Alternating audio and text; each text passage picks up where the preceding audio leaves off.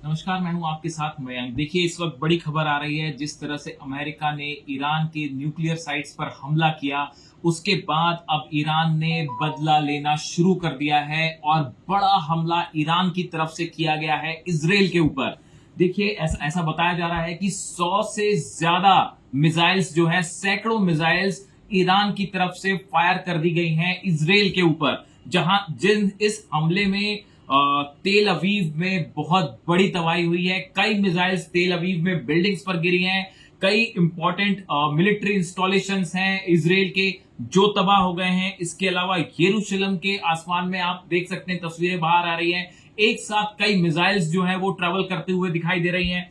इसके बाद हाइफा में भी बड़ा हमला हुआ है ईरान की तरफ से। यानी आप देखिए, जो हमला जिस तरह से अमेरिका ने किया, उसके बाद तेल अवीव, यरूशलेम, हाइफा, यहां पे ईरान की तरफ से जबरदस्त मिसाइलों की बरसात कर दी गई है।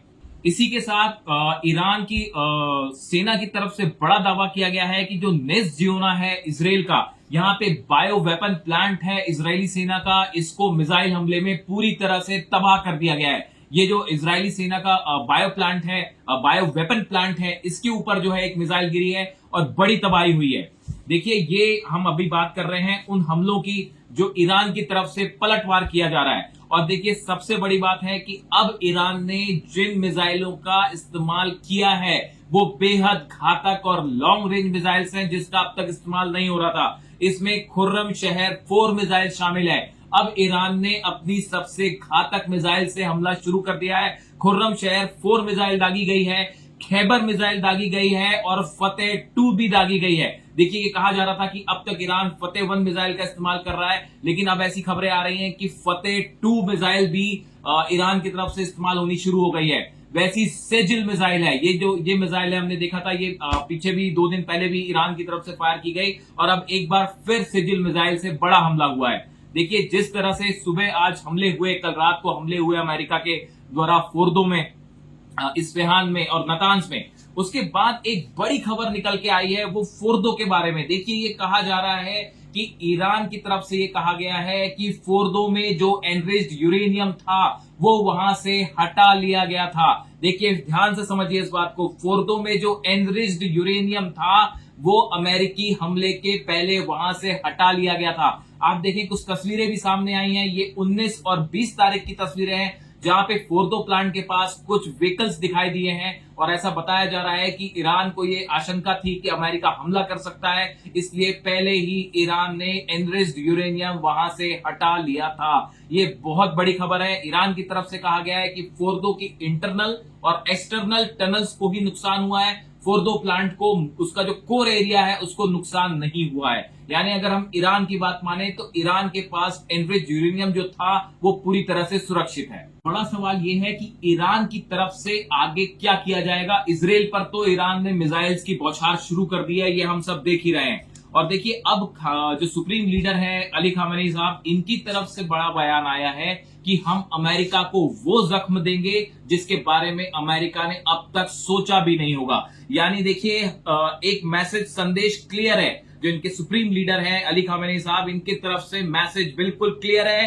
कि आप चाहे लाख हमले कर दीजिए, ईरान झुकेगा नहीं। ईरान अमेरिका के सामने सरेंडर नहीं करेगा। ये कहना है ईरान के सुप्रीम लीडर अली खामेनी साहब का, और ये मैसेज उन्होंने बिल्कुल क्लियर, साफ संदेश दे दिया है। इसके अलावा देखिए, अब जो बड़े कदम ईरान की तरफ से उठाए जा सकते हैं, एक तो सबसे बड़ी बात ये कही जा रही है कि जितने अमेरिका की एम्बेसीज हैं आसपास के इलाके में, देखिए एम्बेसीज जितनी है, अब वो सब बड़े खतरे में हैं। जो अमेरिका के बेसिस हैं, चाहे वो इराक में हो, चाहे यूएई में हो, चाहे बहरीन में हो, चाहे कतर में हो, ऐसे 60 से ज्यादा बेसिस हैं अमेरिकी सेना के, जहां पे करीब 40 से 50 हजार अमेरिकन सोल्जर्स हैं। काफी कुछ को हटा भी लिया गया है, लेकिन अभी भी बड़ी संख्या में यूएस आर्मी वहां प्रेजेंट है। ऐसे में कहा जा रहा है कि ईरान की तरफ से अब इन अमेरिकी मिलिट्री बेस को जल्द निशाना बनाया जा सकता है और जितने एम्बेसीज हैं अमेरिका की, दूतावास जो हैं, वो निशाने पर हैं, उन पर हमला हो सकता है। इसके साथ ही एक बड़ा ऐलान जल्दी ईरान कर सकता है। एनपीटी से बाहर आ सकता है। एनपीटी से अगर ईरान बाहर आता है तो ये एक बड़ा झटका होगा अमेरिका के लिए। इसके साथ ही ये कहा जा रहा है कि होर्मुज, जो स्ट्रेट ऑफ होर्मुज है, होर्मुज की खाड़ी है जहां से 20% पूरी दुनिया का ऑयल एक्सपोर्ट होता है, वहां से गुजरता है, इस पर ईरान बैन लगा सकता है। यहां पे ईरान का एक बड़ा सेना का जहाज ऑलरेडी वहां पहुंच चुका है, नौसेना का। तो होर्मुज को लेके ईरान की तरफ से बड़ा फैसला हो सकता है। वहीं दूसरी तरफ देखिए, अमेरिका, ईरान की तरफ से कहा गया है, जैसे हमने आपको बताया कि अमेरिका के ठिकाने हम जलाकर राख कर देंगे। ये ईरान की तरफ से, ईरान की सेना की तरफ से कहा गया है। और देखिए, इस पूरे मामले के बीच में अब्बास अराक्ची जो विदेश मंत्री हैं ईरान के, उन्होंने कहा है कि अमेरिका को बेहद गंभीर परिणाम भुगतने पड़ेंगे। और इसी बीच चाइना की तरफ से एक बड़ा बयान आया है। चाइना ने कहा है कि जो इराक वाली गलती अमेरिका ने की, इराक में जो गलती की, वही गलती ईरान में कर रहा है। अगर आप सोचते हैं कि यहां पे किसी समस्या का इतनी आसानी से हल हो जाएगा या हमले करने से हल हो जाएगा, तो ऐसा बिल्कुल नहीं है। ये चाइना का कहना है कि इराक में जिस तरह से हालात हैं, अफगानिस्तान में जैसे हालात हैं, वैसी हालात फिर से बन जाएंगे ईरान में। यानी चाइना जो है वो अब खुलकर जो है वो ईरान के साथ खड़ा दिखाई दे रहा है।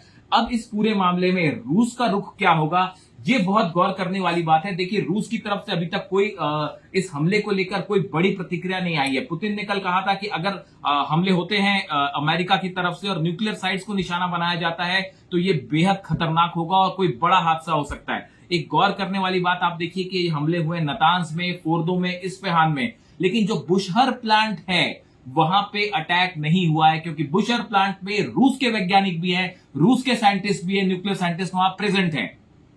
ऐसे में एक बड़ा सवाल यह भी उठता है कि क्या बुशहर प्लांट में भी एनरिच्ड यूरेनियम हो सकता है, या ईरान का जो एनरिच्ड यूरेनियम है ये जिन ठिकानों पे, ऐसे ठिकानों पे पहुंचा दिया गया है जिसके बारे में ना अमेरिका को जानकारी है ना इजराइल को जानकारी है। इन हालात में देखिए, अगले चंद घंटे बहुत महत्वपूर्ण होने वाले हैं और ऐसा माना जा रहा है कि आज की रात एक बार फिर हम देख सकते हैं कि सैकड़ों मिसाइल्स ईरान की तरफ से फायर हो सकती हैं, सबसे पहले इजराइल के ऊपर। उसके बाद ट्रंप का क्या कदम होगा, नेतन्याहू का क्या कदम होगा, वो हम आप तक पहुंचाते रहेंगे। लेकिन फिलहाल जो जानकारी आ रही है कि ईरान ने अपना बड़ा बदला लेना शुरू कर दिया है, जिससे पूरे इजराइल में कई जगह से तबाही की खबर आ रही है।